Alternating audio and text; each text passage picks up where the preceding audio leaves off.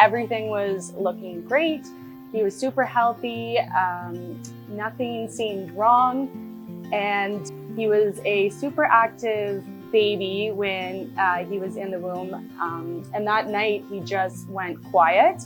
I tried all the things that we looked online for, the orange juice, maple syrup, anything to get him moving around and getting him active. That morning I woke up and I really felt like something was wrong because he hadn't moved all night. At that point, I messaged Paula Ann Gleason, who is actually one of our neighbors, and she's a nurse in at the Almonte General Hospital. And I asked her what to do. As a mom, especially a first-time mom, sometimes you don't understand what's going on, what's wrong, or if you're overreacting to the situation. I messaged her just to see what I should do, and her immediate reply was to go in and get checked out. She came down to the house shortly after that and did a couple of movements with me, just spoke to me, asked how I was feeling, mentally how I was doing, and she suggested right away that we go into the OB floor to get checked. I think in my heart of heart, I knew that we were supposed to go in and I was supposed to get checked, but just hearing it from someone who has done it that long kind of gave me the kick in the butt to go.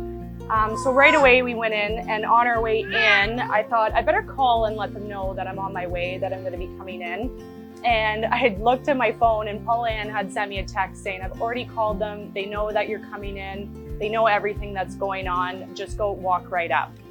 So when we went into the OB floor, they put us on a monitor right away just to see what was going on. And he had a dropping heart rate, and they didn't really understand why or what was going on. So they were doing some investigation, and I was in preterm labor. At that point, I was 35 weeks, 6 days. So I hadn't even quite met the 36-week mark. We stayed overnight and we were monitored just to see what was going on. And every time I had a moderate contraction, he would lose his heart rate and there wouldn't be one on the monitor. And sometimes it was up to 2 minutes long that he wouldn't have a heart rate. At that point, I had Dr. Kudrowski and an amazing nursing staff taking care of us. And in the morning, they had decided that it was best to do a C-section. So they, again, didn't really understand why he was in such distress, but he was.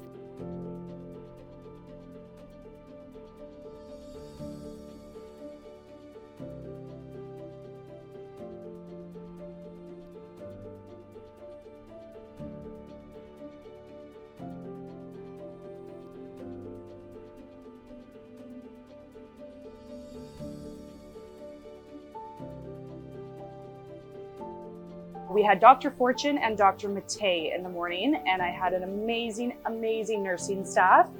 When we were told that I was having a C-section, you kind of immediately go to the thought that your body's failed you, that you've done something wrong in pregnancy. And nurse in specific, Beth Quartermain, she had sat down with me on the bed just to let me know that I had done nothing wrong, that it was nothing to do with what I had done. And these things just happen sometimes. You know, when you're in the worst spot in your mind, thinking that you didn't even get to try to labor for a vaginal delivery, you feel bad, and your mental health can really, really go low really, really quick. And I had Dr. Fortune, the anesthesiologist, Dr. Blaine, and Beth, and just an amazing team there, reassuring that everything was going to be fine, that we were going to be taken care of. And even though it was a very stressful situation, I went in there feeling really safe and really taken care of, and that everything was going to be okay.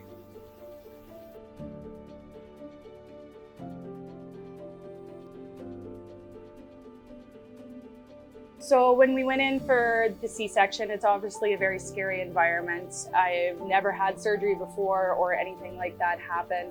I had an amazing nurse, Penny, who was there while I was getting my epidural. Jason wasn't able to be in the room while I was getting that done, and never having something like that happen, it's all very scary and it's overwhelming, and you're in this clean, sterile environment that's not supernatural for someone like me to be in. And I just remember hanging on to her and crying because of how scared I was, and unsure of what was going to happen. And the whole time she just continuously talked to my ear, let me know it was okay, let me know how well I was doing. Dr. Blaine was amazing. He did the exact same thing, just letting me know how great I was doing. I think, they told me I was the best person ever that got an epidural, but they were just telling me that to make sure that I was staying still and I was getting done what I needed to get done.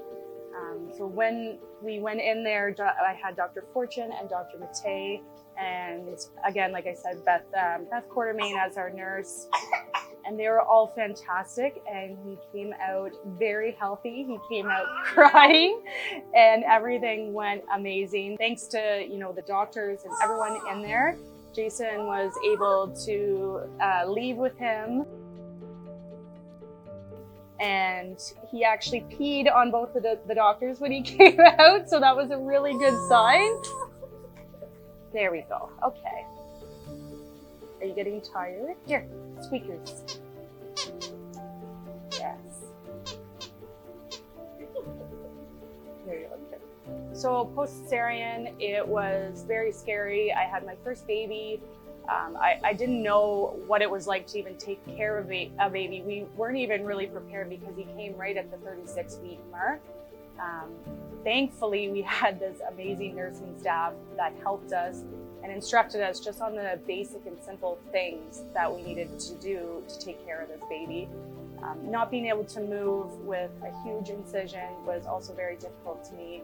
When mentally you're really low and you're in a lot of pain, you're scared and you don't know what's happening. And even something as simple as them brushing my hair. I hadn't brushed my hair in a few days.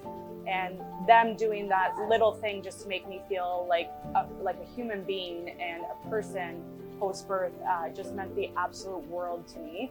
And especially Dr. Fortune as well. She came in after and just let me know that even though it was a cesarean birth, I still did well. And she made sure that my mental health was okay and that I felt okay with what had happened. And same with Dr. Matei. She followed up aggressively with me just to make sure that I was okay with what happened and explained everything that went on and made sure and understood that I didn't do anything wrong. That was a huge, huge factor for them to make sure that I understood that I did everything I could to make sure he got here safely. So thank you so much to the Almonte General Hospital OB floor. They took amazing care of us. I couldn't imagine if we didn't have that kind of care in our community, especially to Paula Ann Gleason, who made me go in, and I think really is one of the reasons why my baby is here safe. Thank you to Beth Quartermain and as well as Carly Freemark. You guys were above and beyond in the care that you took of me, Kaylor, and my partner Jason, and as well to Dr. Fortune and Dr. Matei. You guys are the reason why we have the family that we have and that we're happy and we're healthy. So please join us on Saturday, June 7th for Almonte General Hospital Run for Women and Newborn Health. We need to support this amazing, amazing floor that we have in our community and that we have access to. Through all the storms, I'm by your side. Through days of warmth, I'm by your side.